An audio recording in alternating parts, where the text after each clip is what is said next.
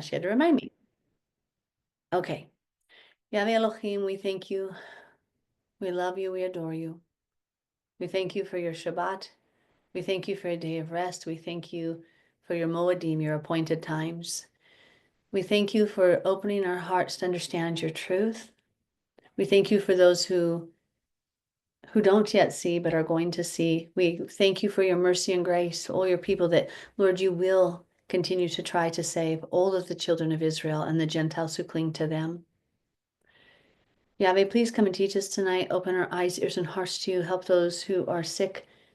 Grant them healing. Those who are oppressed, grant them deliverance. Those who are sad, grant them your joy.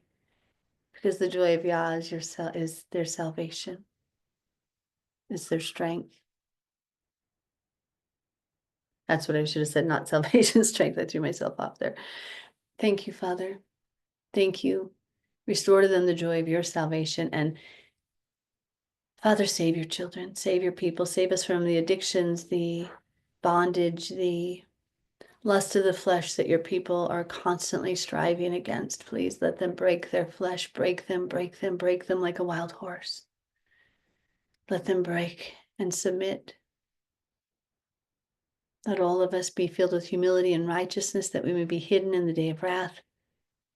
Grant us humble, obedient, submissive spirits, and we ask you to come and teach us this night. Lord, we bless you, we love you. B'Shem Yeshua HaMashiach, amen. Okay, so what I want to talk about first is, again, the timeline. Now, I have the timeline posted on, it's on YouTube, it's on Facebook, it's on Instagram. Sometimes Instagram's a little easier just to look through their little picture that they have, the grid. So tonight is the biblical Sabbath. Tonight is the 12th day of Abib. It begins, I'm sorry, we're just ending the 12th of Abib. So tonight at sunset, we just began the 13th day of Abib. Judaism believes that tonight is the 14th day of Abib. And let's explain why. They are going off of the Babylonian Talmudic Tradition Instituted calendar. That was a weird way to say that. But so the calendar that they decided to go upon while in the Babylonian exile was based on the conjunction of the new moon. They boldly, clearly confess that they changed it to go based on the conjunction of the new moon for the ease of having unanimous decisions and unanimous Moedim being kept at the same time. I just said that weird. Can you tell I'm tired? It's been a long day. Anyway, they chose to go by the conjunction of the new moon to make sure it was unanimous for all the diaspora on what day they kept the feast. Seems good, but it's flawed logic. The Bible says to go off the barley harvest on the new moon sighting. See, if we go off a conjunction of a new moon, you have to have certain astronomical equipment to do that. Also, it takes away the entire prophecy of the first new moon sighting in the 7th month on the biblical calendar. That's a prophecy of Messiah's return at a day or hour we don't know. See, if you go off the conjunction of the moon and you project it out and you calculate all the dates out, what you do is take away the mystery of the day or the hour, the prophecy that we see in the fact that we never know what day or hour we will see the visible new moon sighting. So when you look at the Karaite Jews, the Jews who are the Karaites are the ones who rejected the Talmud. The Talmud were over 2,000 extra laws that began to be orally transmitted amongst the Jews during the Babylonian exile. That is what Yeshua taught against.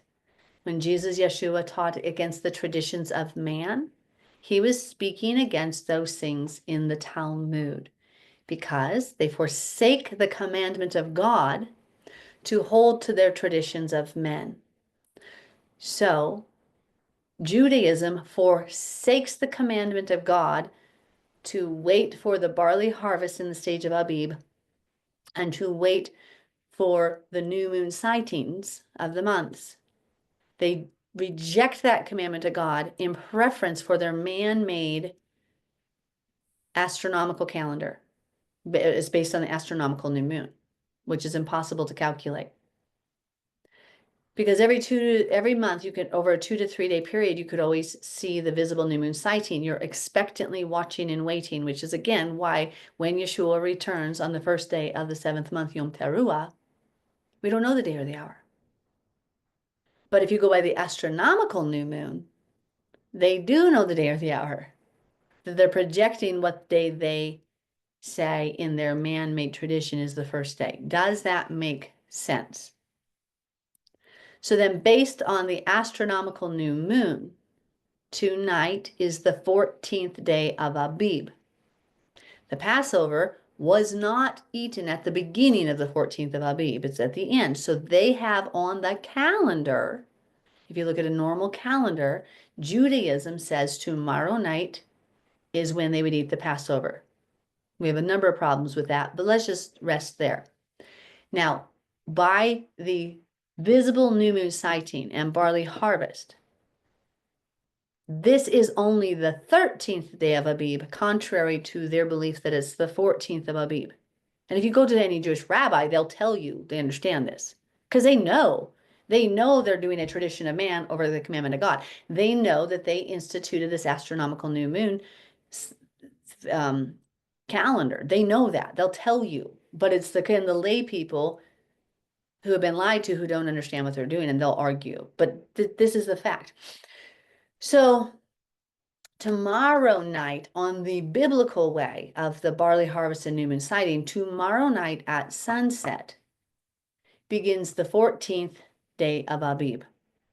At the end of the 14th day of Abib, if you look in scripture, in Exodus and beyond, you will see at the end of the 14th day of Abib, as the 15th day of Abib begins, which is a sunset, right? You have a sunset and a sunset. In Hebrew, we call that Bein Erevim, the twilight time, where the sun sets, but it's not completely dark. So between those times, we're switching days. We're switching to a new day. And as the 14th is ending and the 15th is beginning, that is when they would eat the Pesach sacrifice. It is a sacrifice for which you must purify yourselves 3 days, eat it in a holy place, and eat it amongst the assembly at the place where the fathers put his name. Okay, we cannot eat the Passover sacrifice. So again, Judaism, throwing out the door the commandments of God, where God says in Deuteronomy 16:5, do not eat the Passover in your own gates. Leviticus 17, you can't sacrifice in your own gates. Negating the commandments of God, they again institute a tradition of man called the Seder, which was created during the Babylonian exile. And the Seder instituted a whole religious ceremony they called a Haggadah. Not biblical, but Judaism. And so here's where some people are getting very much confused. We can't sacrifice in our own gates. The Bible shows us in Ezekiel 45, we will again have a third temple. We even see Yeshua leading us in Passover. If you read Ezekiel 45, please begin in verse 18. But until we have the temple, we can't. And that's where Zephaniah 3:18 comes in.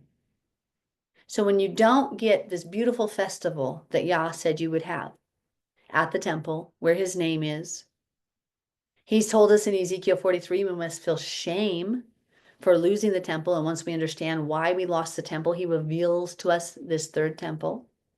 Why did we lose it? What did Daniel say? What did Lamentations say? What did Hosea say? Because of our sin and transgression. Because of our sin, he took it away for a time. We're in time out. And we don't get to do the sacrifice. We shouldn't do Judaism, the Seder. The Seder doesn't even follow the biblical outline. It's so crazy. But people don't know, so they're just told to do the Seder. Please don't do the Seder. It's so unbiblical. And so while we don't get to do the Passover, we are commanded in all of our dwellings to do the Feast of Unleavened Bread, no matter where we live. And so Sunday night at sunset, when we would have been eating the Passover sacrifice if we were in Jerusalem and had cleansed ourselves the 3 days and were doing the appropriate way, we would go to the courtyards and everybody would have a communal gathering. We would have a communal offerings, communal Passover sacrifices, because only the first year was it individual and then it became communal. But that, while we can't do the Passover sacrifice, we are commanded in all of our dwellings, according to Leviticus 23, amongst all of our dwellings, we must observe the 15th day of Abib, which is this year, is from Sunday sunset through Monday sunset. That's a holiday, a holy day, a rest Sabbath, a day of no work other than to cook. But that is the first day of the Feast of Unleavened Bread. We are told to do that in all of our dwellings. So we remove leaven from the home, leavened bread in particular. So no sourdough starter, no baking soda, no baking powder, anything that would leaven bread. Vinegar won't leaven bread. Wine won't leaven bread. These are things that are supposed to be leaveners, okay?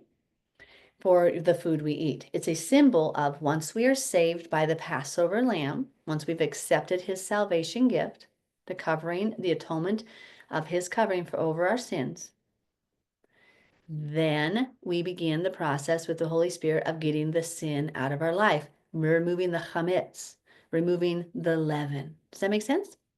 So this year, on this week, the 15th of Abib falls on Sunday sunset through Monday sunset. That's a no work day. So Monday will be home, or not home, but no work.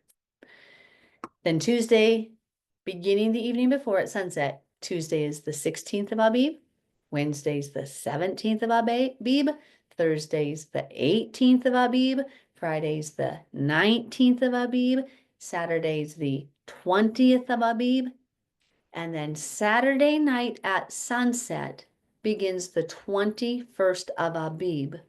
So April 20th, Abib 21st. It is the last day of the 7-day festival that we are commanded to keep in all of our dwellings. Passover, it says only he says, don't you eat it in your dwellings. Deuteronomy 16, verse 5. But unleavened bread, we're commanded to do in all of our dwellings, wherever we are. So that's a no work day. This year, again, the dates are the 14th and the 20th, beginning the evening before at sunset. Now, during the week of unleavened bread, we are told that the day after the weekly Sabbath during that week is the Feast of First Fruits. It's no coincidence, those of you who were shocked to see this is my 24th Passover. The Feast of First Fruits often is on the same day as Easter. You want to know why? Because the Catholic Roman Church system moved the festival of Ashtarte, Ishtar, their spring fertility goddess festival, they moved it to always coincide with Feast of First Fruits. They did it on purpose to create the Catholic or universal system. If you want to know the truth, just ask a Catholic priest and he will tell you. People who are Protestants will lie and they'll try to say that it's not pagan. Just ask a Catholic priest and he'll tell you, of course it was pagan. We redeemed it. We tried to make it about Jesus. We moved it because we have the authority of Christ in us. Just ask a Catholic. They'll tell you. Ask the Catholic Church if you want the truth. They'll tell you because they're proud of it.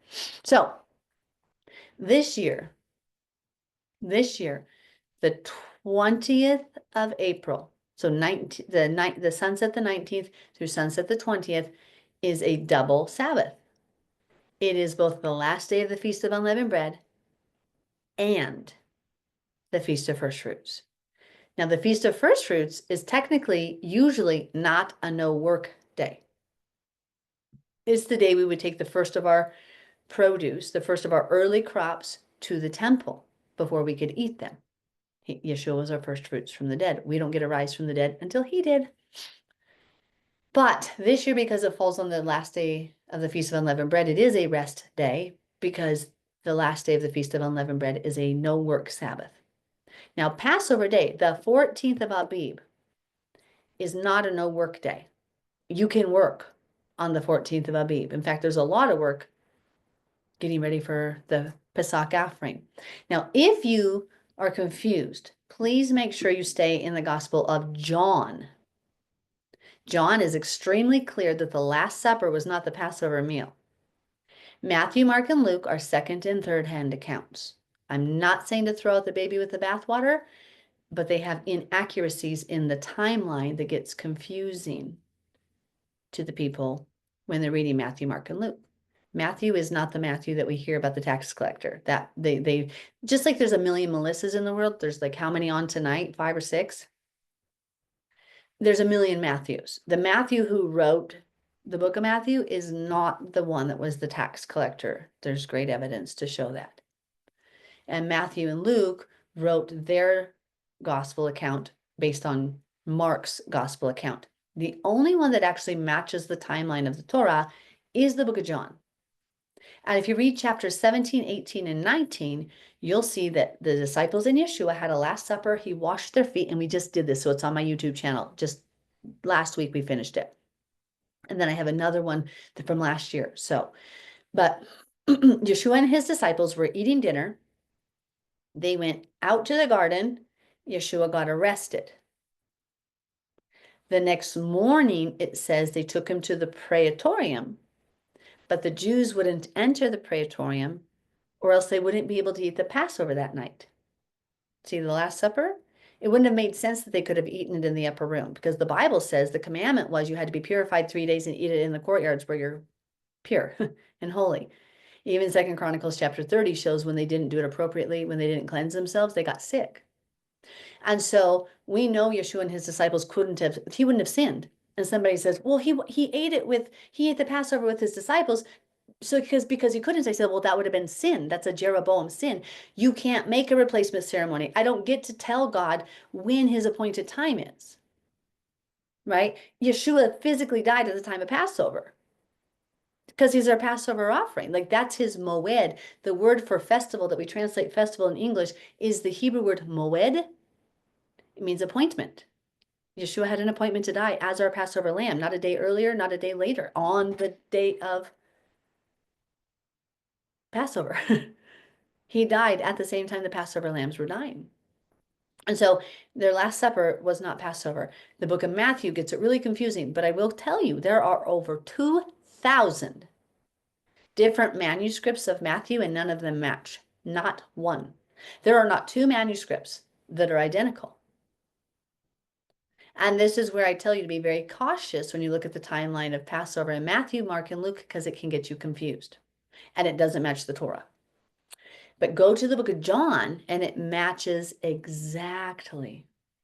So Nikki or somebody who's over here, perhaps I just on my YouTube channel this last week, you'll see the John 17, 18, and 19 segment. If somebody maybe wants to post that right here, that would help them because the timeline is exactly perfect. It literally says that they hadn't done the Passover yet when he was in the praetorium, when Yeshua was there. They had not yet done the Passover. The Jews wouldn't go to the praetorium that morning, so they didn't become defiled. Otherwise, they couldn't eat the Passover that night. There was never an instance other than the very first Passover where people could eat the Passover in their own gates.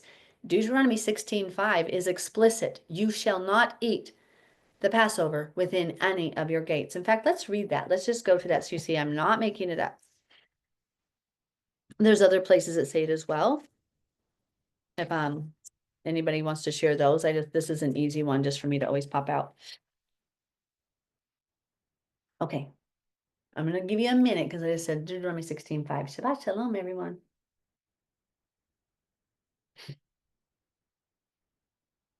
Shabbat shalom, Shabbat shalom. Okay, so Deuteronomy 16:5 says,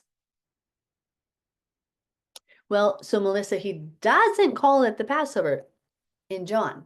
Matthew, Mark, and Luke are incorrect in their translation. And remember, they're not firsthand accounts. That's why I'm saying go off the book of John. Okay? Go off the book of John. Because Matthew, Mark, and Luke are second and third hand accounts. And he didn't call it Passover. You'll see that in the book of John. They don't match. the book of John, and that they say the book of John was written by the disciple John. He knew Yeshua, he saw Yeshua, he was there with him. His account, John's account, matches the Torah. It doesn't match Matthew, Mark, and Luke. Matthew, Mark, and Luke don't match the Torah. So which one will be accurate? Oh, John. Okay, so there's thank you, Cass. Cass just put the little link right here. If you can see it, there's oh, she just shared it from Facebook. I have it on YouTube as well. There's a YouTube video because sometimes it's nice you can speed it up. What would I sound like sped up? I can't even imagine. Would you be able to like even listen if you put me on double speed? I mean, have tried. No, I have tried. old 45s. Okay, well, so Deuteronomy 16:5 says this: You may not sacrifice the Passover within any of your gates which Yahweh your Elohim gives you.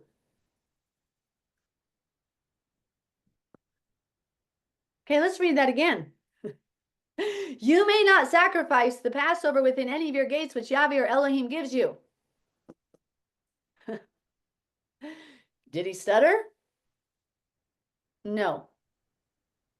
What we were told, because people will say, but we don't have the temple now. Right, there's a reason we don't have the temple right now. What were we told? We were told, you are naughty, you're in timeout, I'm taking my temple and my sacrifices away from you for a while, my beautiful worship system, Yahweh says, for a time, and you need to sit in timeout and think about it. That's what he says, right? He says, you were naughty, I took it away for a time. He says, but it's going to be restored. Let's go to Zephaniah 3:18. Now we just did this study not that long ago, but I know a lot of you didn't read it or listen because I got a million questions today and I get it. So that's why Yah is having us do this. So Zephaniah, let's go to chapter 3.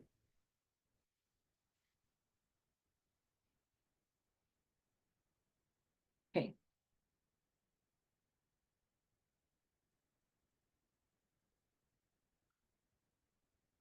We're actually going to start a little bit earlier. Let's start at verse 14. Sing, O daughter of Zion. Shout, O Yisrael. Be glad and rejoice with all your heart, O daughter of Jerusalem. Yahweh has taken away your judgments. This is the future coming of Messiah. When he's going to take away our judgments. That's key. This is key to understand. See, America is not the promised land. South Africa is not the promised land. Those of you listening from Denmark and Britain, this is not the promised land. Those are not the promised lands. Okay?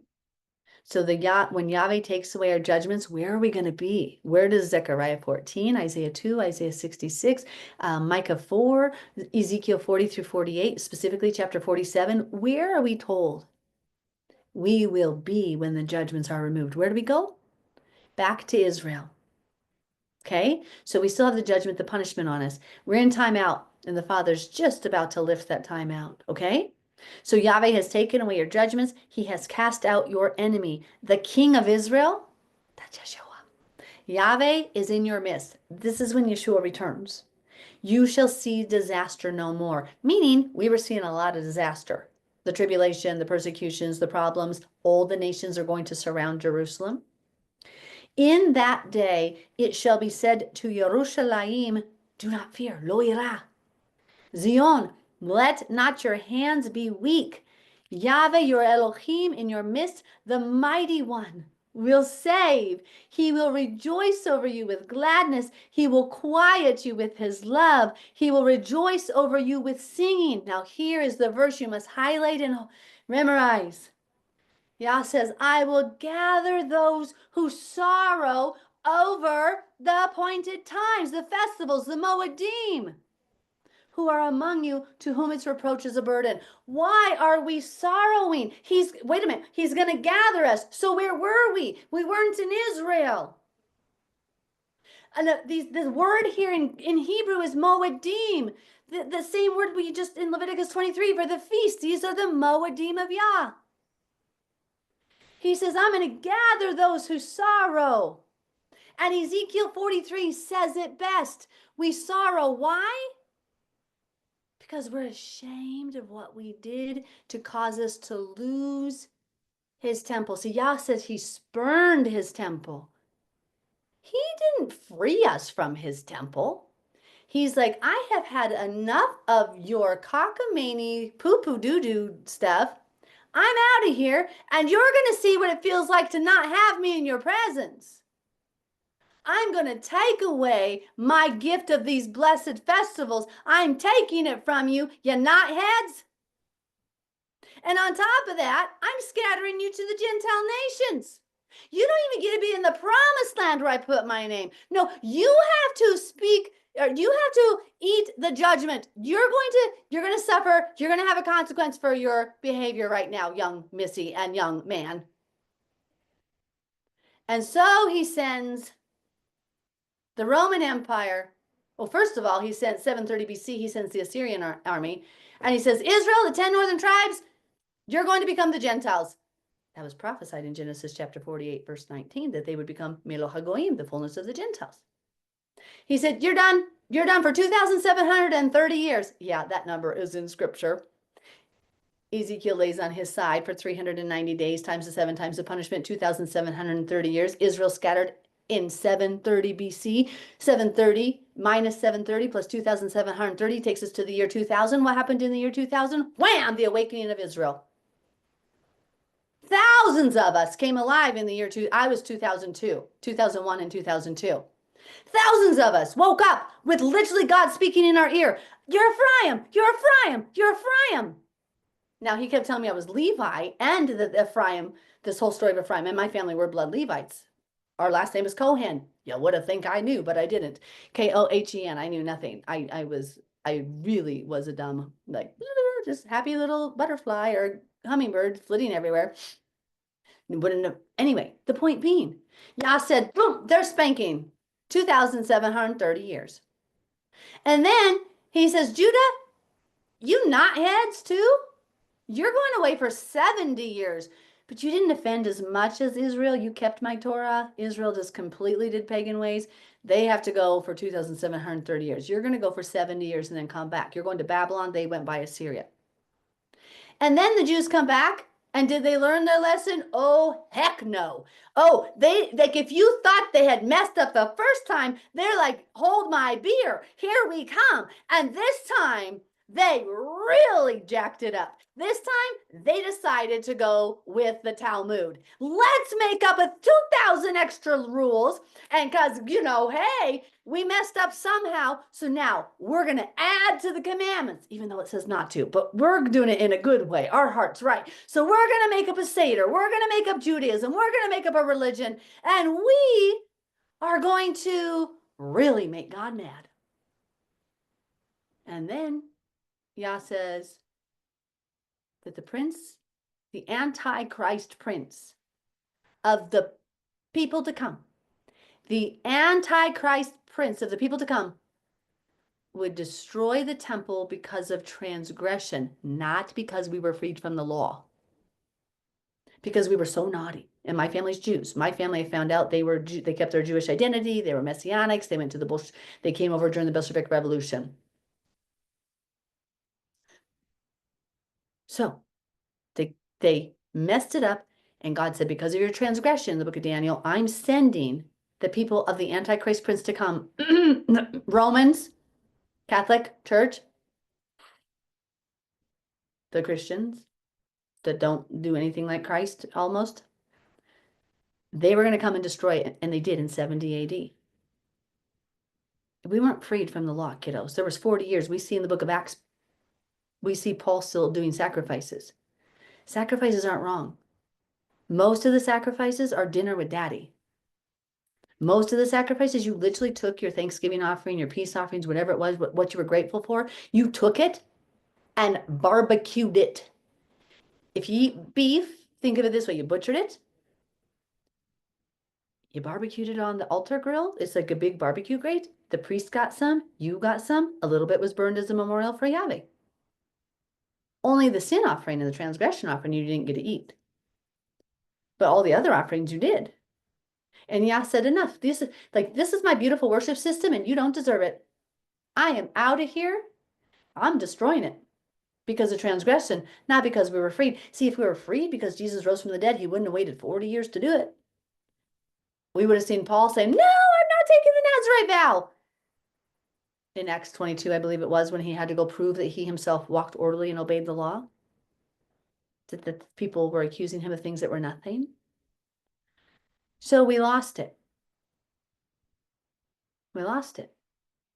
And the Bible prophesied that. It says in the book of Hosea that we would reside many days without Urim and priest. Urim and king. We were told in Ezekiel 43 that once we're ashamed for why we lost the second temple, once we are ashamed for what brought us to this place in America and without the temple, without Yah's worship system, once we're ashamed, he'll reveal it to us. Once we realize what we've done. And right here, he says in Zephaniah 3:18, I will gather those who sorrow over the appointed assembly, who are among you, to whom its reproach is a burden. When your children go to time out and you have a humble, contrite child who is sorry for why, let's say they had a water gun and they were playing with a water gun outside and you took it away and sent them to their room because they were naughty. If they were contrite and humble and sorry, you can see they felt bad for what they did, and so then they were sorrowing for what they lost. Not just for what they lost, but because their sin had caused it, right? And you bless that child, and then you give it back and you restore it. What did we just read? What did we just read in Zephaniah? Hey, sing. You were mourning, but now I'm restoring this to you.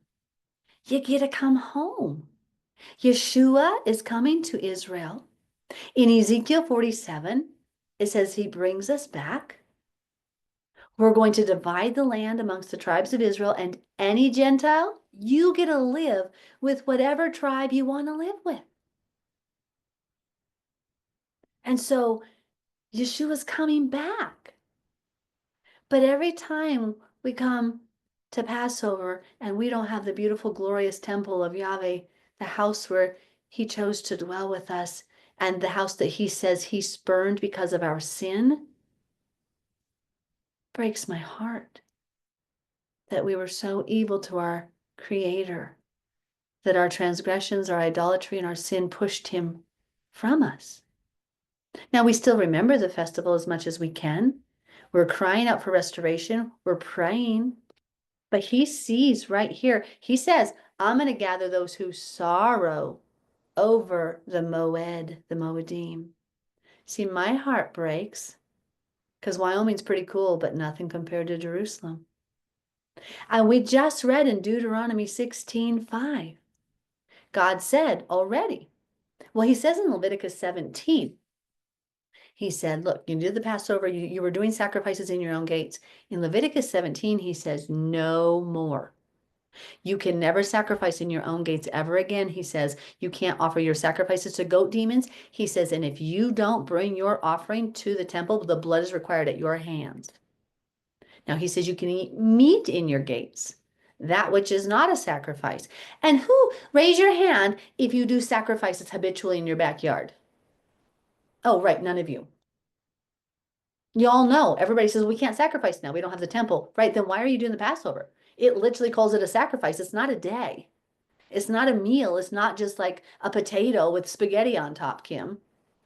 It's not you can just have a dinner. That's not what the Passover is. It's a sacrifice. The Pesach is an offering.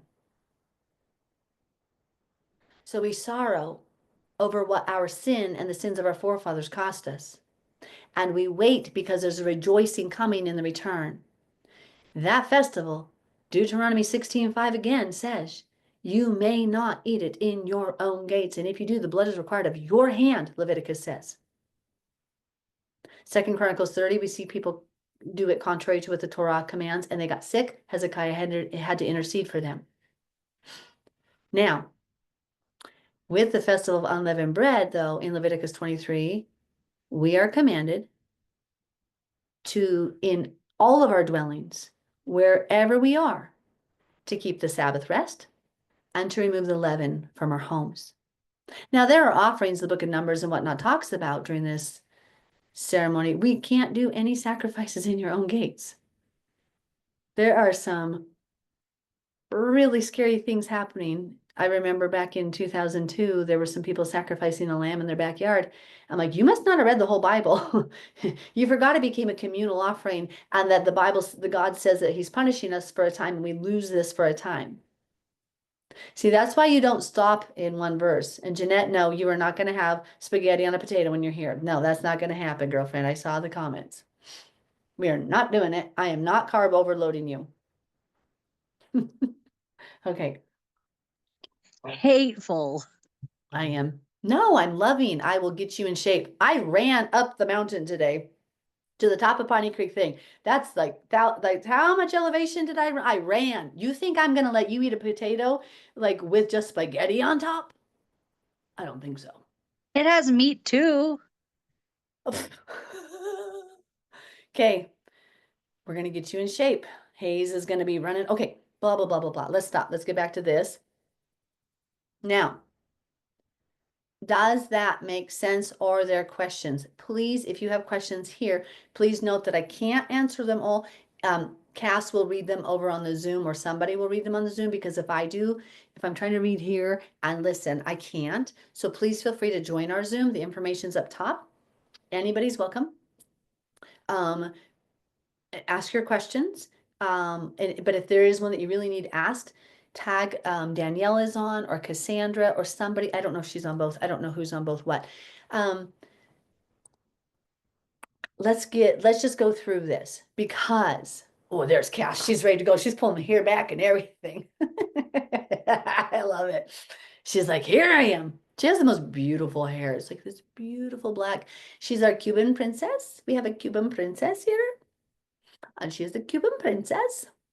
Okay, so let's talk. Let's ask the questions. Now, I try to be very clear. This is all on YouTube. I have videos that are more in depth than this that are all on YouTube. It talks about how do we keep the Passover, talks about the Feast of Yahweh. I labeled it Feast of Yahweh, March 2025. That was a recent one. Those are on the YouTube channel. Okay, the God's Little Hummingbird, the big channel with lots of videos where I didn't forget the password. The other one, there's a reason there's only like 2 videos there because I forgot the password. So yeah, so go on the big one and you'll find it. There's the story of Passover in the book of John. Please, when you're looking at the Gospels for the story of Passover, please promise me you'll stay in the book of John. It's the one that's accurate. It was the only one that's a first-hand account and it matches exactly the Torah. Okay? I'm not saying not to read the other synopsis, but just read that one for Passover. Okay? Start in chapter 12 and then 17, 18, and 19 really hit the death of Yeshua. Now, while I'm waiting for any questions or hands to be risen over here, I want to talk about the timeline the year Yeshua was here. Some people were really confused because they're like, why is Feast of First Fruits so far from Passover this year? Well, because it didn't line up this year with the appropriate dates. Last year did. I think it was last year. But remember, the year Yeshua was here, the end of the 14th of Abib was on a Wednesday night. So Yeshua died Wednesday evening, right before sunset. And then he was 3 nights and 3 days in the grave. See, he died at the time of the Passover lamb. He had to have, that was his appointed time, his moed. That word feast doesn't mean a big smorgasbord of food. It means an appointed time in Hebrew, moed. Moedim is plural. So Yeshua had to die as our Passover lamb. He didn't get to die a day later or earlier. He died at Passover time. They hurried up and got his body off the cross before sunset of the 15th of Abib. So as the 14th day is ending at sunset, it's called Bein Erevim between the two sunsets. It's called a Bein Erevim between the evenings.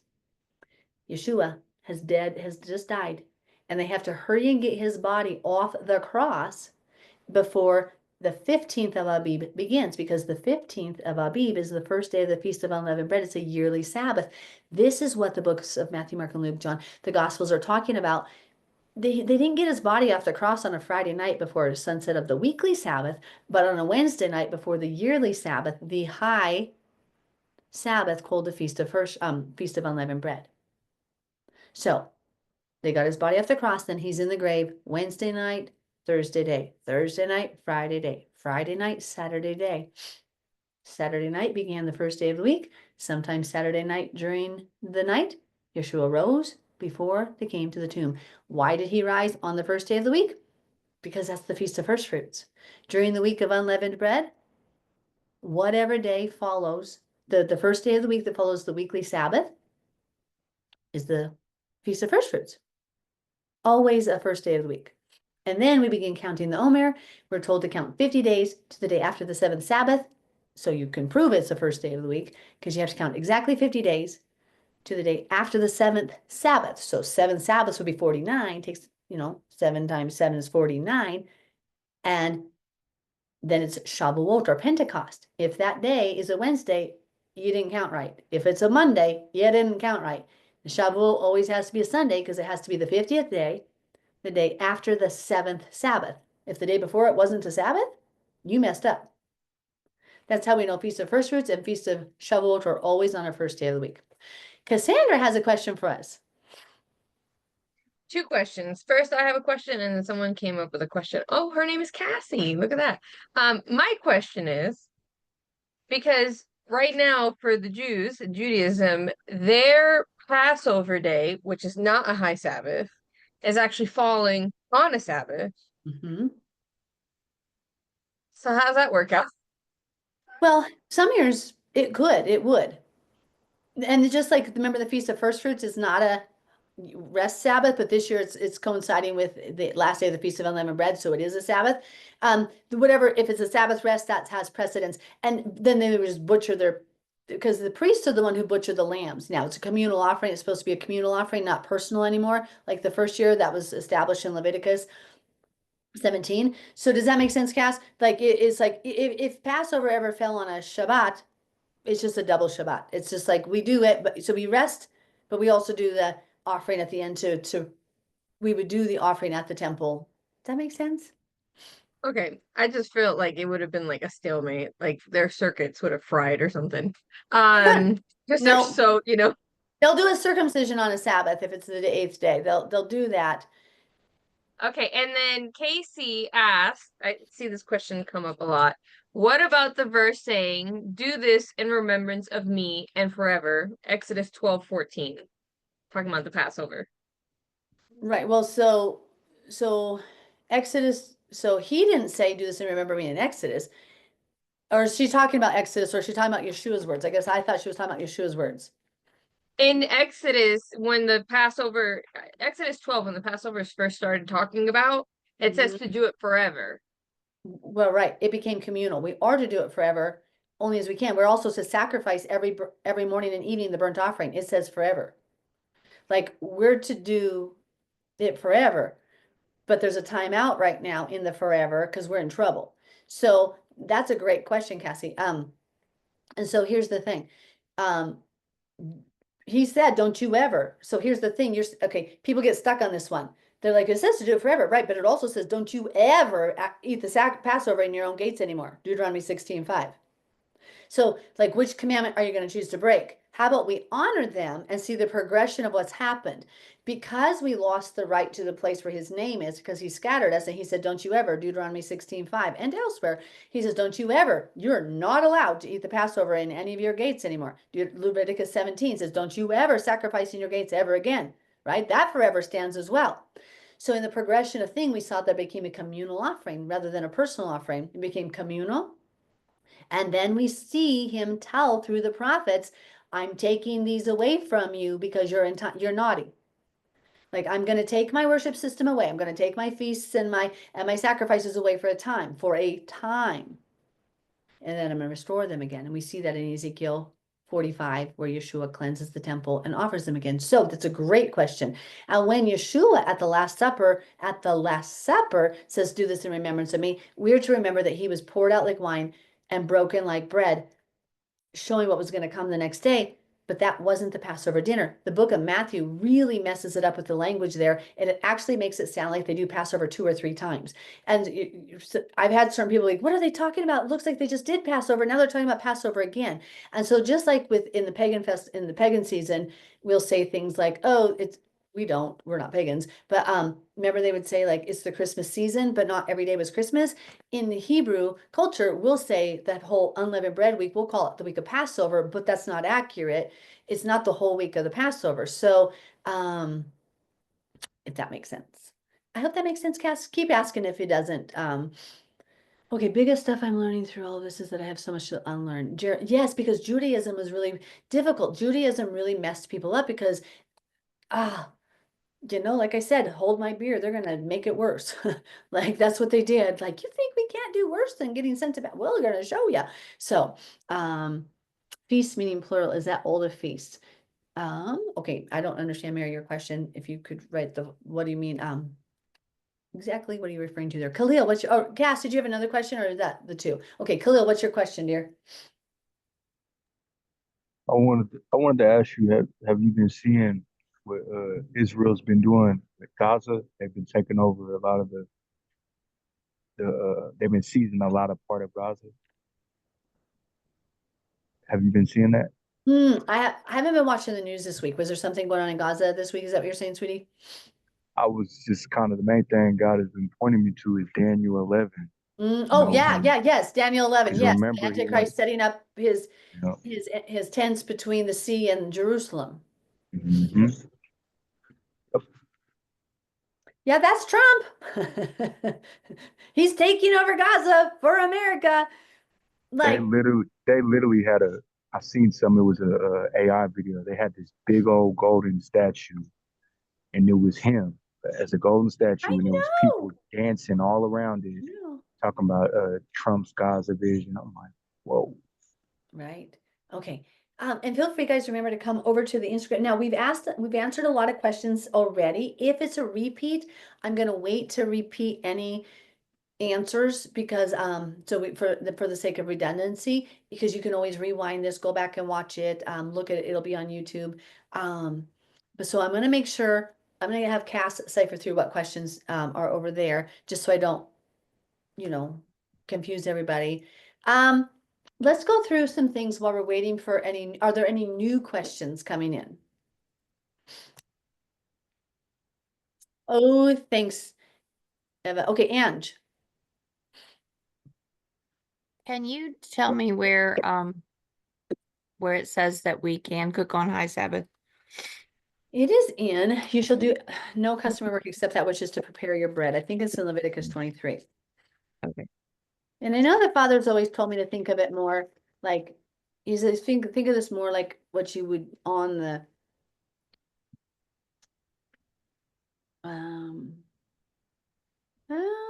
I don't know where it says. That might not be Leviticus 23. It might be in Numbers, but it says, except that which to prepare your food.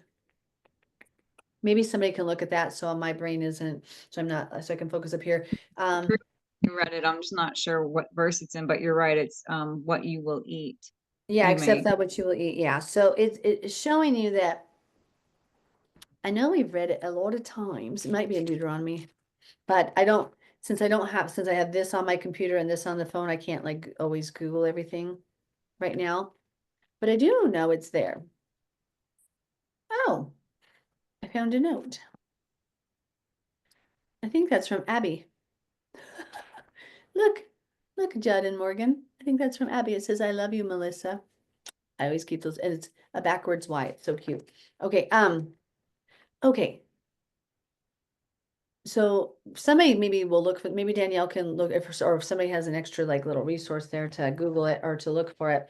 I know it's in here when it talks about the feast. Numbers has like the outline of some of the feasts, so it's Deuteronomy, Exodus, of course, as well.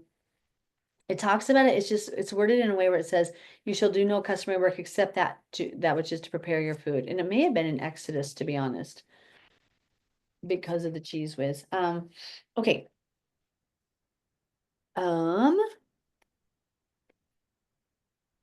It might be in Exodus 12. I don't know. Okay, any other questions?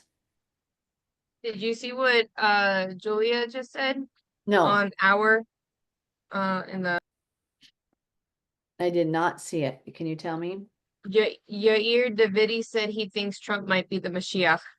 I know. Oh, yes, I did see that. I didn't see her say that, but I've heard that. Of course he would think that. Oh, here it is. Maybe it's right here in Exodus 13, Ange. I'm not sure. No, okay, it doesn't say it there, but it is there. It is somewhere. Somebody will find it. Maybe I'll Google it a little fast. You guys are just gonna have to bear with me then 1 second because I'll just go to Blue Letter Bible and you'll have to like, okay, Exodus 12:16. oh, thank you. So I was close. I was like, hey, I think it's probably in here. Thank you. So Exodus 12:16, sweetie.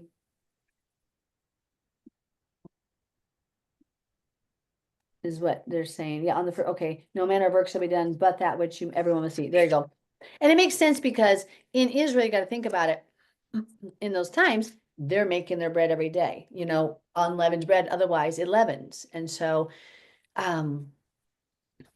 okay, that makes sense. Now, we have so many videos we've already done on Passover that are on the YouTube channel. This is like, but still ask your questions. Now, if I'm not seeing it over here, it's because if I start reading on here, I get really jumbled. And so shoot it to Cass or ask her to ask it, say, hey, Cass, or tag her or something if you really need it asked. Otherwise, come over to the Zoom. And then I want to show you some verses that, well, first of all, let's go to Leviticus 23.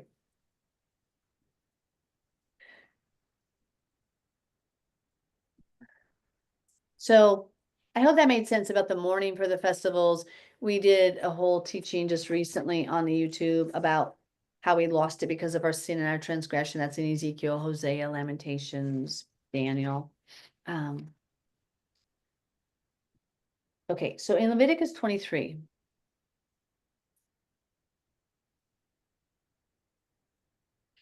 Okay. Yeah, and okay, I just happened to see Mark's comment here. He said, can you go over the events of Yeshua's days? He fulfilled the Moedim again. I find it so beautiful. Yeah. And so I think when we just did say, like, he died Wednesday night at Passover, when that year it was a Passover sacrifice was at the end of the 14th of Abib, which is a Wednesday night, and he was 3 nights and 3 days in the grave, and then he rose on the Feast of First Fruits Saturday night sometime, which is the first day of the week before sunrise. We just went through the story of John on YouTube also, so it's really beautiful in there. You kind of go through the timeline. We do remember that Yeshua, entered Jerusalem on the 10th of Abib, and then he was interrogated amongst the religious leaders, and he was found spotless. So there's all sorts of beautiful parallels in it. For the sake of redundancy, because I know not everybody comes on these lives at the same time.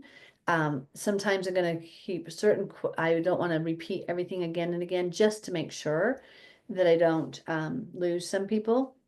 When we go to Leviticus 23, we see this. And Yahweh spoke to Moshe, saying, speak to the children of Israel and say to them, the Moedim, that is the appointed times of Yahweh, which you shall proclaim to be holy convocations, these are my Moedim.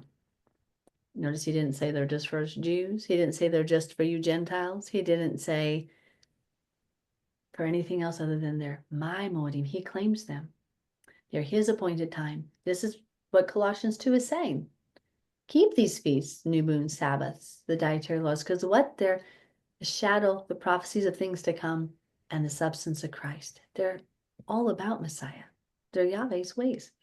6 days shall work be done, but the 7th day is a Sabbath of solemn rest, a holy convocation. You shall do no work on it. It is the Shabbat of Yahweh, the Lord's day, in all your dwellings.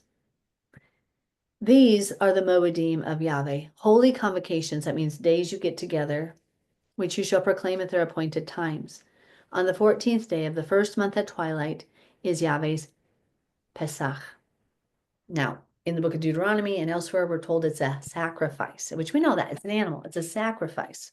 So we don't do this in our own gates. We have to do it at the temple. The first year they did it in their own dwellings. Then it became communal. Remember that. So on the 14th day of the first month at twilight, that Hebrew word there is bein erevim. It's between the evenings. It's Yahweh's Passover, Pesach. And on the 15th day of the saved month is the Feast of Unleavened Bread to Yahweh. 7 days you must eat unleavened bread. So not only, I do find this in the proactive form, not only are we to remove leaven from our dwellings, we should also physically make ourselves eat unleavened bread. Why?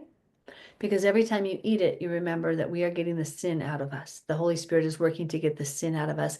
And we remember our unleavened, wonderful Savior who was sin-free. So on the first day, verse 7, on the first day you shall have a holy convocation. You shall do no customary work on it, but you shall offer an offering made by fire to Yahweh for 7 days. We can't do the sacrifices. So these people who are thinking that it's like, oh, but we have to do Passover. Well, then why aren't you doing these sacrifices? Like these are commanded to be done too. You can't. The sacrifice parts we have to wait until we have the temple, okay? So you shall offer an offering made by fire to Yahweh for 7 days. The seventh day shall be a holy convocation. You shall do no customary work on it. So the first day and the seventh day of the festival of unleavened bread are holy convocations and Sabbath rests. Not all 7 days, just the first day and the last day. Now that first day is the 15th of Abib, and the last day is the 21st of Abib. Again, this year it's respectively Monday and then Sunday, beginning the sunset before. So Sunday sunset through Monday sunset is the first day of the feast this coming week. And then, Saturday sunset through Sunday sunset is the final day of the feast this year. And Yahweh, okay, verse 9, and Yahweh spoke to Moshe, saying, speak to the children of Israel and say to them, when you come into the land which I give to you and reap its harvest, then you shall bring a sheaf of the first fruits of your harvest to the priest. He shall wave the sheaf before Yahweh to be accepted on your behalf. On the day after the Sabbath, the priest shall wave it, and you shall offer on that day, when you wave the sheaf, a male lamb of the first year without blemish as a burnt offering to Yahweh. Its grain offering shall be 2/10 of an ephah of fine flour mixed with oil, an offering made by fire to Yahweh for a sweet aroma. This is what we will do when we have the temple again, when we have this third temple. Ezekiel 45 shows us doing this under Yeshua. Why? Because we're remembering what he did for us. We're remembering. For a sweet aroma, and its drink offering shall be of wine 1/4 of a hin. You shall eat neither bread nor parched grain nor fresh grain until the same day that you have brought an offering to your Elohim. It shall be a statute forever throughout your generations in all your dwellings. So what this is talking about, and this is not a rest day normally, is that you had to bring the fruits of the early part of your harvest, of your early crops, barley and whatnot, the crops that are early ripening in the land of Israel, like short season crops or the early season crops like barley, oats, whatnot. You have to bring the first of that, like an omer of it, to the priest first, to Yahweh at the temple where the priests are, before you can partake in it. It's kind of like you think about even when we talk about like our tithe kind of now. If when we get our paycheck, we want to set aside a portion of that for Yah before we indulge in it ourselves. We want to give back to him first. When I wake up in the morning, I give him my time before I use my time. So that's his first fruits. Yeshua is our first fruits from the dead. And so we have to remember that he had to rise before we could rise from the dead. He had to overcome sin, sin's hold. He overcame Sheol. And also in that fact that he's the first fruits from the dead, he's first and then we're next. It also though shows us in this, before we partake of something, we must give to the Father first. And this was the early crops. So before we could even eat parched grain or anything like that, we had to give Yahweh his portion first, which makes sense. Okay, those are the spring festivals. These were appointed times of Messiah. He died at the time the Passover lambs were being roasted. He was in the grave 3 nights and 3 days according to the sign of Jodah, and he rose from the dead on the Feast of First Fruits, which is always the first day of the week during Passover. So then again, we have on YouTube, and you can ask if you need, but you go over to the book of John, and it says the timeline accurate according to the Torah. Go starting in chapter 12, you'll see the story of kind of Passover leading up to Yeshua entering Jerusalem on the donkey on the 10th of Abib, him washing the disciples' feet at the Last Supper. Please go through those 3 chapters, and I think it was linked above, but on the YouTube channel is John 17 to 19, and it will show you that Yeshua did not eat the Passover in the upper room with his disciples. That's a mistranslation in Matthew, Mark, and Luke, which are second and third hand accounts. Matthew and Luke are based on the Gospel of John. That's historical analysis. We do know John was a first-hand account. Okay, any other questions right now? Ooh, I didn't let myself drink coffee tonight, so I won't be up all night. And I'm feeling the exhaustion. But I just kept asking y'all what to do for our teaching tonight, if we should continue through Revelation. And he just really said, just help everybody understand this. Okay, Cass. Oh, and he also told me a prophetic word, because I said, Lord, why are all these people like trying to like make fake accounts in my name? And this is what he said. He said, Mel, it's because there's a lot of people right now trying to like lead my, like, you know how like I'm teaching you like the Bible truth, but there's a lot of people right now teaching Judaism, religion, and other things and twisting it. He says, you just keep speaking, because people are they're trying to lead people away the wrong way. He goes, oh, some of these people who don't really know what they're talking about. They don't know the Hebrew tradition. They don't know the scriptures. They're like, they'll literally see that Matthew, Mark, Luke, and John don't match, but they'll go with Matthew and Mark, other than realizing that John is the only one that matches the Torah in that story of the Passover. So that's what he just was saying. He goes, Mel, it's like people the Satan's trying to confuse people. You just keep speaking the truth. He said, some they'll hear, some won't, but he goes, Satan's trying to confuse my people. So I'm speaking, albeit very tired. And some of you, man, it's really late for you. Okay, Cass has questions, or somebody online. And please forgive me for the yawning. It's not that I'm bored. It's just that I'm tired. So it's up to you if you want to continue discussing on why we shouldn't be eating lamb right now. It's a huge discussion right now on the chat. Oh, well, that was the part of the Seder. I mean, we did do a teaching on that a couple of weeks ago, but go ahead. It was also mentioned that the Passover lamb is not holy. Oh, that's bull crap. In Second Chronicles chapter 30, like they literally got sick. Hezekiah had to intercede and pray for them because it was a holy sacrifice. And when they ate it without being cleansed properly, they were sick and God had judged them. And Hezekiah had to intercede and say, Father, forgive them for transgressing. And then he had to, and God, it says God forgave him. Like, it was a holy sacrifice. Like, I don't care what that's a bunch of crap, whoever said that. like, like, that's just not even true. So, but I don't know who would have said that. That was ridiculous. That's a ridiculous comment to even make. It's a Passover sacrifice. Even Deuteronomy says it. It's called the Passover sacrifice, the Passover sacrifice. Any sacrifice, the very first year, and even before we had the temple and the place he put his name, people were offering sacrifices wherever they wanted. But that was the whole problem. And he said, you continue to offer to goat demons. And in Leviticus, he says, no longer shall you offer to goat demons. It says that in the Hebrew, but now you have to bring it back to the place where I tell you to, otherwise the blood's at your hands. So just make sure you guys, you can't just decide what you want scripture to say. And please, let's just go to Ezekiel 45 real fast. And Cass, we're going to go through your questions again. One thing, people, you got to really watch what you're saying. Some people say with things without knowing, and they justify behaviors and thoughts without knowing the entirety of scripture. And it's extremely dangerous because you could get in trouble. Because here's the thing. Let's look at Ezekiel 45, verse 18. Thus says Adonai Yahweh, in the first month, on the first day of the month, you shall take a young bull without blemish and cleanse the sanctuary. The priest shall take some of the blood of the sin offering and put it on the doorpost of the temple. This is Jesus Yeshua when he returns. On the four corners of the ledge of the altar, and on the gateposts of the gate of the inner court. And so you shall do on the 7th day of the month for everyone who has sinned unintentionally or in ignorance. Thus you shall make atonement for the temple.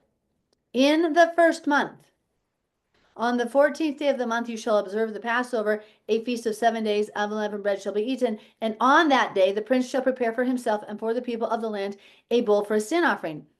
Okay, on the 7th. So it's going through all these offerings. Where? At the temple in Jerusalem. At the temple in Jerusalem. So when you look at here, let me quickly type it in, then Cass, we're gonna continue with the questions. I just, I don't care if it's okay like to be learning. It's not okay to say things of truth that aren't true. That's where I'm like, you gotta be careful what you're saying. Well, it's interesting too, because like Yeshua is our Passover sacrifice. Like he's, Mhm. so that'd be like saying Yeshua is not holy. Exactly. It's like saying he's not holy. Deuteronomy 16:2 says, thou shalt therefore sacrifice the Passover unto Yahweh the Elohim of the flock. Verse 5, thou mayst not sacrifice the Passover with any of your gates. Deuteronomy 16:6, thou shalt sacrifice the Passover. Sacrifice. That word is the word for sacrifice. It's right here. It's verse Exodus 12:27. It is the sacrifice of Yahweh's Passover. Exodus 34, it talks about the Passover sacrifice again. So it is a sacrifice. It has to be holy. You had to be purified for 3 days. Like that's why Yeshua and the disciples showed up on day 10 to Jerusalem. Okay, so she clarified. She says that the Passover sacrifice is holy, but the lamb that she would eat and make is not holy. Oh, okay, because not I holy. thought it was some guy like arguing, because I've had that where guys were like, they'll just go sacrifice in their backyard. I'm like, no, I don't want people. But Here's it the is causing confusion. People are asking if it's okay to eat lamb or not. So if you're eating that lamb, I promise you it's not the Passover sacrifice. It's not, you're not holy, you're not doing it the right way. And the Bible we just read in Zephaniah 3:18 says, those who mourn for the feast shall return. So here's what I'm going to caveat that with and encourage you to say. Why would you do something and call it the Passover according to Judaism? And Judaism is what Jesus, Yeshua hated. We know they were rebuked for doing traditions of man and setting aside the command. They did traditions of men versus the commandments of God. In Matthew 15, Mark 7, he rebukes them for that. I would be very paused to do it. Here's why. Jeroboam said, let's do these ceremonies that are similar to the ones done in Jerusalem, but let's do it our way over here, because I don't want you to go back to Jerusalem, because if you do, you'll defect back to the kingdom of David and the house of David. That's in 1 Kings. And so it's, if you do it, I will say you have to make sure that you know you're just eating lamb dinner. That's not Passover. Because Passover is not just a dinner. Passover is the sacrifice, okay? So as long as you would know that, that's between you and Yah. And I didn't see the comments, so I don't even know who I'm dealing with here or whatever. And I love you all. But Father always has told me, don't you dare, I don't want you eating lamb, because I don't want you to cause any confusion to my people, because this is not the sacrifice, and you better be mourning for what I took from you. If you're just making a replacement ceremony and joyful, he goes, Mel, you're not really in like, that's like sending a kid to a timeout with TV in the room and letting them say, turn the TV on. So here's the problem with, like, again, the Seder. It was instituted in Babylonian exile. They have a lamb shank that's broken. What's the prophecy of Messiah? His bones wouldn't be broken. So if you're partaking in a festival that has a broken bone, that's like a middle finger to Yeshua. That's like literally saying, I don't care what the prophecy was, I'm doing it my way because of man's tradition. I wanted to do it. And that's not okay. And so here's what I've encouraged you to do. Go through the Bible study on the book of John and really look at what John tells us happens. Yeshua had the Last Supper. He goes out, gets arrested. In the morning, he's in the praetorium, and the Jews don't come into the praetorium, so they don't become defiled, so that they can eat the Passover that night, because Yeshua couldn't have eaten the Passover dinner in the upper room. He would have sinned. Like, that's why they had to mikvah or be baptized before they could eat of it. I hope that makes sense. Okay, and so I'm not mad at whoever. I just pictured some burly man telling people like that you had to do this, and I'm like, be careful what you're saying. Okay, other questions with that, Cass, or is that one kind of closed out? I think that they left. Honestly, I haven't seen them reply, and it was a woman. It wasn't a man.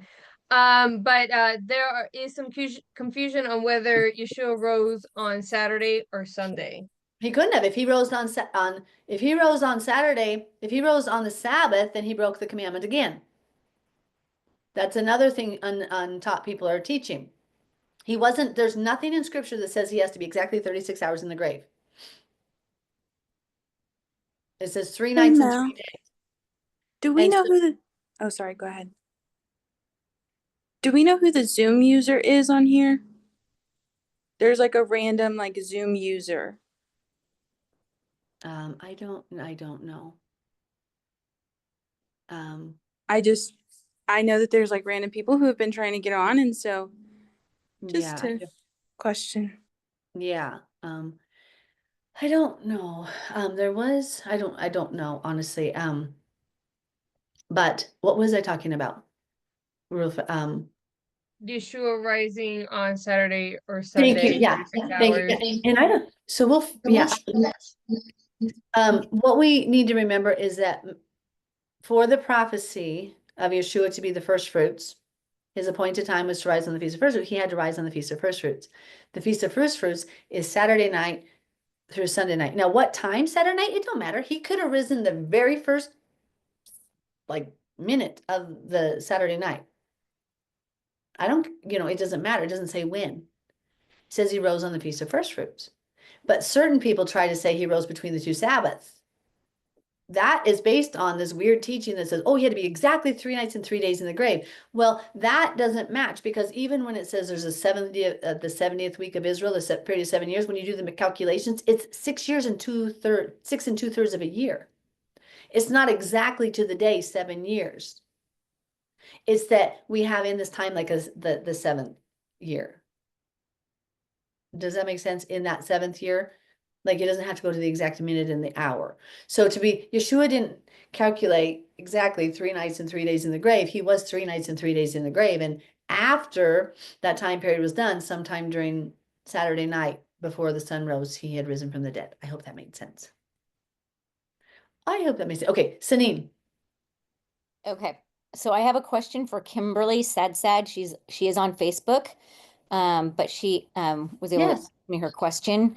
She wanted to know, she says, okay, why do many churches break bread and drink juice in remembrance? Are we to do that? Is this the same as communion? Are we to do communion?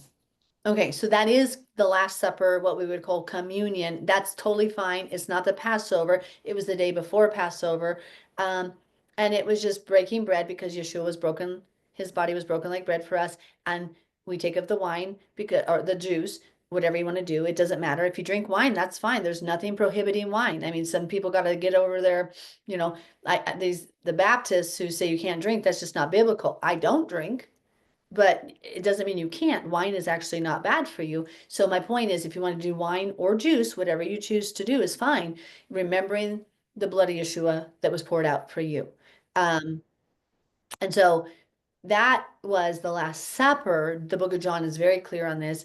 And so that's an appropriate thing to do. I know people who've done it in times of sickness. They just wanted to partake of Yeshua dying to their flesh. That's what we're doing. We're remembering what he did for us, and we're saying, I also will do what my Messiah did. That's not the Passover. See, Judaism had this whole Seder with the Haggadah that started to confuse people. And then they started talking about these 4 cups of Elijah, which is all Judaism. It's not scriptural. And so all these different things get merged in people, just kind of like when you look Christmas, all of a sudden you go to Sunday church and then you go look for eggs that a bunny laid. Yeah, exactly. Jesus rose from the dead so a bunny could lay eggs. Yay! What? Bruh. And that's what happens with this Passover story. Sometimes people don't understand because Judaism infiltrated it so much with the Seder and the Haggadah that they're like, okay, there's 4 cups of Elijah. No, that's not biblical. It doesn't work. But they get so confused. And this is where I'm trying to help tonight. And on all those videos, there's like so many videos that I have on the YouTube to help you kind of go slower. Tonight's just a quick little synopsis to kind of help you just right now, this week. But Dale, go ahead, hun. I just wanted to share something about the breaking of bread that I learned. In Jewish culture, the breaking of bread was more like a fellowship. Like, do you want to get together for a cup of coffee? And then other times it is related to the remembrance of Yeshua. So we have to kind of watch what we're doing with that, because like when Paul was on the shipwreck, they broke bread and then threw everything overboard. Well, were they doing the communion, so to speak? No, those people had no idea any of that. He was doing a fellowship thing with them before they threw Even in everything. the, yeah, and even in the English tradition, breaking bread just means like eat together. But so I understand what you're saying. There's a clarification of, So if you're getting together, you know, as a remembrance and you're breaking bread, you're fellowshipping. right. So, Yeah, that's a good point. Exactly, because what Yeshua did, he was literally doing, hey, I want you to remember that you're partaking with me in this. Like I'm going to be broken like bread and poured out like wine. So are you. We're fellowshipping together. You're my brothers, my sisters. I love you. We're going to do this together. And that's a great point. It wasn't like he didn't do the Passover dinner in his room. That's not the Passover dinner. The Passover dinner, you had to be purified. You went to the courtyards, you walked in through the one gate, and you went and got your little piece of meat that was part of the communal offering. The first year you did it in your backyards. After that, it became communal. It's what happens is people don't want to be told they're in timeout. People don't want to know that they lost Christmas and Easter and all their pagan crap, and now they're also still in timeout. What people want to do is make replacement ceremonies. They want to just have a good time. Kiddos, this is the time to get real with our flesh, and we must be humble and penitent. And this is not the time yet to rejoice, but it's coming. We just read about it in Zephaniah. It's coming. Okay, Pamela. So I know this is a silly question, but when they're talking about fine flour mixed with oil, in Leviticus 5, it says that with the frankincense, and then it goes into even deeper by saying if it's panned or if it's baked. So when they're just doing the fine flour with oil, is that literally they're just giving them raw dough? You could bake it in your, if you looked at the offerings there, you could have baked it in your own oven. But I do believe there was also provision for them because there was ovens in the courtyards, in the little ovens for the priests to use. So they could have also done it. But so the flour with the oil, it did say and we went over this 2 Sabbaths ago, I think it was, or maybe it was this last Sabbath, where we just it went through it and it says sometimes you could bake it in your own ovens and bring it to the priest baked.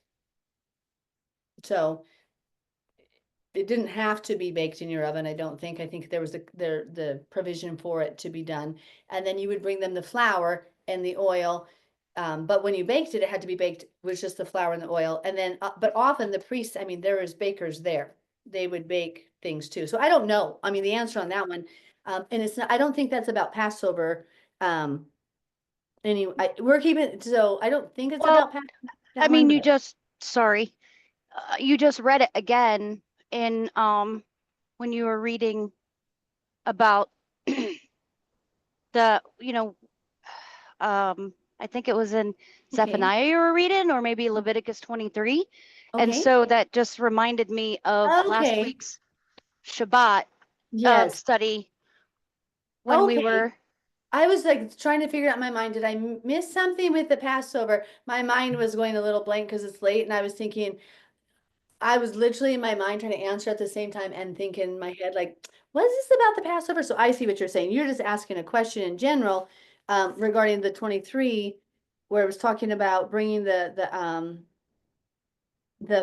you shall eat neither bread or when it's talking about in Leviticus 23 about bringing the grain offering. 13. Yeah, I see it. So it's grain offering of 2/10 of an ephah of fine flour mixed with oil, an offering made by fire to Yahweh. That's a great question. It did say back here in Leviticus when we read the other day that people could bake it in their home. I do believe though they did bake it in the temple as well, or not in the temple, but in the ovens at the temple courtyard. So that's as good as I can answer that one. Because I think it had the provision of both. So that's a good question. That's where you saw me kind of blank there. I'm like, is it, what did I, I'm like, what did I miss from Leviticus 5? I thought we were Leviticus 23, but thank you, Pamela, for clarifying because my brain doesn't always function at night at all. No, you're fine. I am not far behind you. I actually just came through Wyoming. I'm driving, so Awesome. In her purple semi. in my purple semi, and so I'm Awesome. listening at the same time. So Awesome. I heard that and it reminded me that I wanted to ask you that That's because great. We should it actually was look at it again. And as you said, it's in Leviticus 5. We can go through it more detail maybe later I'll look at it, when my brain's not fried. I just thought maybe, does dough last longer maybe than the baked? Is that, like, here's your provision for the Mm. week, bake it, because the showbread had to be changed out every day. Dough does not actually last longer. It can ferment, a couple days, like, so it depends, because especially in that climate, if you have your dough fermenting without a slow ferment in a fridge that's cold, just being a baker and having my own bakery before in my restaurant, whoo, that dough is going to be sour after a couple days. You're going to have people saying like, that is not going in my palate. So because once you hit the hydration into the wheat, you're going to have the bacteria formation already starting. So you're going to get that lactic acid. You're going to get fermentation going on immediately. And so I, as a baker at my restaurant, could go up to 3 days of fermentation in my bread. And then it was like, okay, that's as sour as we can take it. And so I don't think, Pamela, I mean, it's a good thought process. I just don't think it would last longer. My thought is that it was always separate, that they brought, if the priest was going to bake it, that they brought their oil and the flour and handed it to the priest, then he would take it and make it. But we did read that if she chooses, or if the person chooses to bake it in their oven, meaning they didn't have to, then it would already be put together. It kind of like a tortilla. Those of you who made the unleavened tortillas, if you took the 2 parts water and then some water and some oil, I'm sorry, 2 parts flour, oil, and water, just baked it into like a tortilla or something, or an oven, I don't know. But I don't think it would last longer, so. Well, that's why I was confused, because it does say mixed with oil, fine flour mixed with oil. So I'm like, wait a minute, is that dough? Are they taking them dough? And it could be, I would think, yeah, it could be. I think sometimes we read too literal. I think this is more talking about like either if it was baked with it or if they're going to bring it to bake with it. I don't know, because then they would mix it with the oil there. So I don't know. We'll Okay. find out someday. Thanks. Okay, Cass.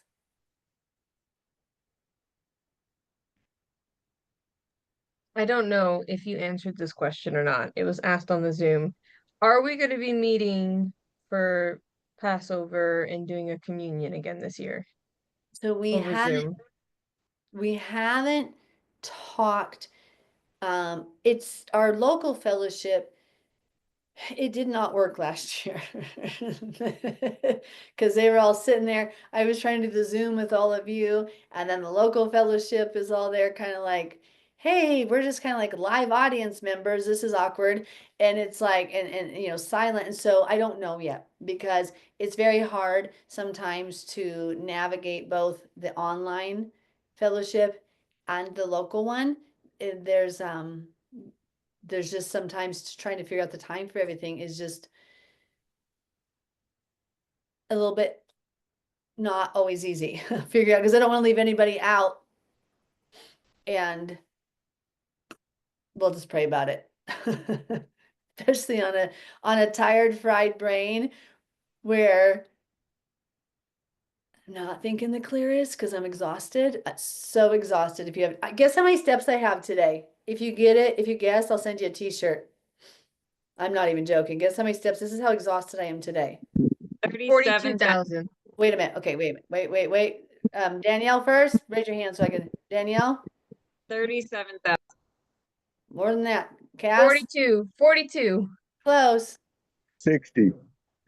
No, I did that before. I about died. Yesenia had her hand up. Oh, she didn't. Okay. Megan, you want to guess? 56,000. Not quite today. But this was, got to remember, in my defense, it was uphill. Everything in Sheridan from my house, everything in Story is 100% uphill. I kid you not. It's downhill the whole way. 4,800. I heard something. 48,000. Very close. So far, Cass is the closest. You're like Anyway, at 45, huh? 40, well, no, because you said 42, you were close. I was 41,000. I'm 41,400. But you got to remember that was running uphill at a very steep incline.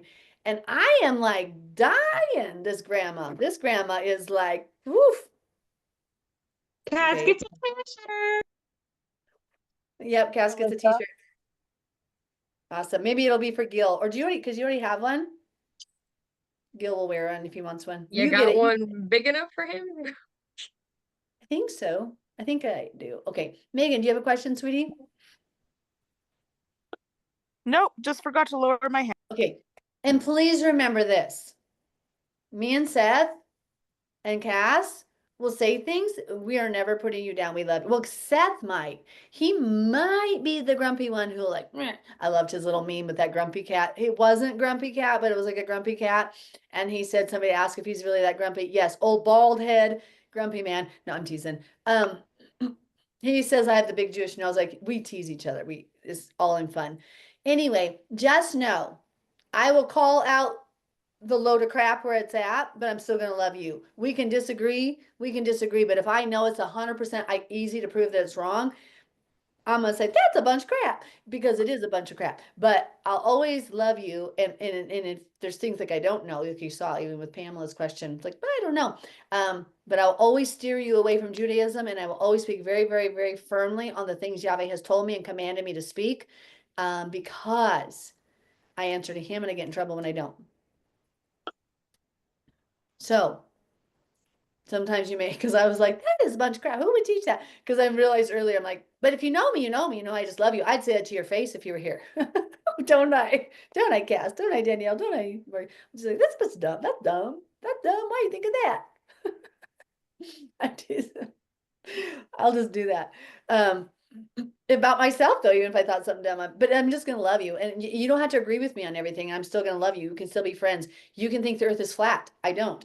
I still love you. So like whatever you want to think, like that's the thing. Like I'm not gonna get mad at you. I'm not. First of all, I've never been girly. I don't do drama, and we don't have to divide over those kind of things. But anybody else have any questions? Feel free to message me. Please go to my YouTube channel and look for the videos. Type in Passover, go to John 17 to 19, go through the book of John. Okay, let's take, oh, and that's okay. Cassie, I love you. I'm just like such a poo. I'm like kind of like like I'm not, my sister says I'm like autistic. She goes, Mel, because I don't have like a mean body, a bone in my body. But like even like when people would hit me, I never hit back. But it's just like sometimes I just say things like, so sorry, Cass, if it was you, Cassie. By the way, did you have a baby recently? Did you have your baby? Now that I'm like able to go up here because we're kind of done with the main questions. Cassie, did you have your baby? I can't remember if I saw it or not. I've been so MIA from seeing comments and posts. I literally spent all day. The reason I walked so much today is so that I could check everybody's messages because I can't sit and do it. There's so many of you I wanted to help. Anyway, thought maybe you had your baby today. Or not today, that you did have your baby. If you guys do have questions, please let me know. I've been doing this is our 24th year of Passover. The very first year we were invited to a Seder. I came to Torah obedience in February of that year, the full understanding. And I heard the Lord in the ear say to me, don't you dare go to the Seder. It is not okay. And I was like, okay. My husband, I went to him. He said, I heard the same thing. So yeah, I told him not to do the Seder. I was told not to do the Seder, and then we learned that's rabbinic Judaism. And so Mel needs a nap. Oh, I need more than a nap. Mel got ADHD. I got like everything bad wrong. I'm retarded. No, I'm a Torah tard according to Seth. I don't even care. Like,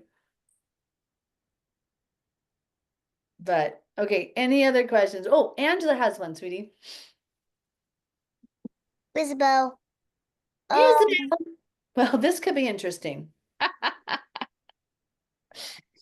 So it's not a question. How It's did a how did I prayer. guess that? It's a prayer.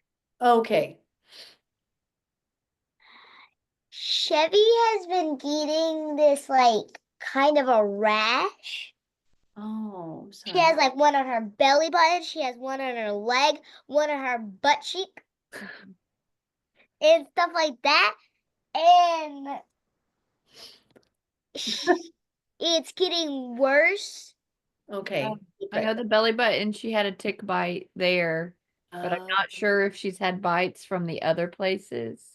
Okay. But and JL too, he's had some bites and like he's just they're breaking out and it's really bad. But the three Isabel doesn't have anything, and the three of them are together almost all the time. Like they Well, I know I got bit by Angela. I know they're bioengineering the ticks. That's documented. I'm not the biggest conspiracy theory. I don't think some of the things other people think. But I do know for a fact that they bioengineered ticks with warfare. Like, like they have a sickness that they put in them. And I can't remember what it was, but so I'm just going to tell you, I got bit by a tick in maybe 2020. And I knew it wasn't natural. I almost died. I couldn't sit up to drink water. My husband would come home and I mean, they thought I was going to die because I physically couldn't move one of my limbs. Whatever, I got bit by a tick right under my belly button. Everything swelled up, but you wouldn't think, just like a tick swell, like you're talking about the rash. I got so sick from it that I couldn't even drink water. I couldn't eat. I couldn't do anything. I couldn't move. It was like horrible. And I knew it was a big thing going on. But I'm just going to pray for them let's pray for them because I think it is serious because I've heard a number of people said this wasn't a tick bite. These tick bites aren't like we used to get when we were kids. Like there's something very weird about it. And somewhere in Virginia or something, or West Virginia, where they had literally bioengineered ticks as warfare. What do they call that when you use like animals for warfare? But to get disease spread by the ticks. Whatever it was is bio that? Yeah, biowarfare. Thank you. It's not okay. And we're just gonna pray for them because honestly, after what I went through, it could be serious. And so I was going to pray. Let's just go ahead and pray, close in prayer. If anybody has anything to pray, we'll just open it up. And then Friday night, of course, is always a little bit more informal anyway, especially with this brain capacity at night. So yeah, we come before you and I lift up all of Angela's family, all the kids, Chevy and JL and anybody else who's gotten bit by these ticks. Yahweh, please heal them. Please deliver them.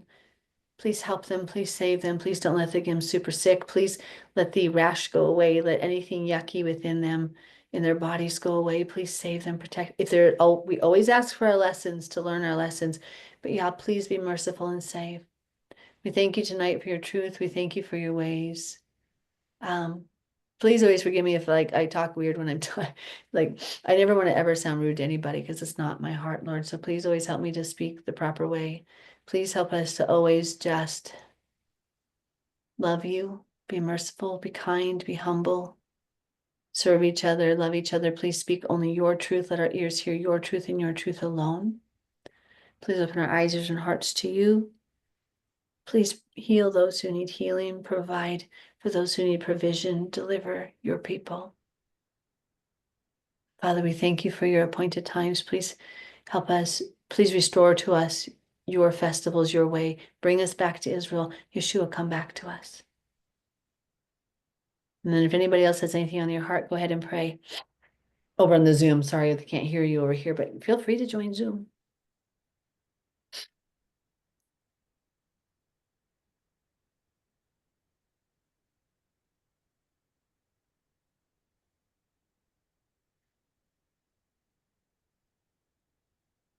Okay, well, that's okay because I hear my grandbaby about to go anyway. So Yahweh, we're gonna bless your name. We thank you. Please, thank you. Just please watch over all your children. We bless your name. Thank you for your Shabbat. Thank you for your ways. In the name of Yeshua. Amen. Okay, I love you all. I'm gonna go say bye to my grandbaby before he goes. I love you all. Lila Tov, so thankful for all of you. Message me if you have questions. Good night. Yeah.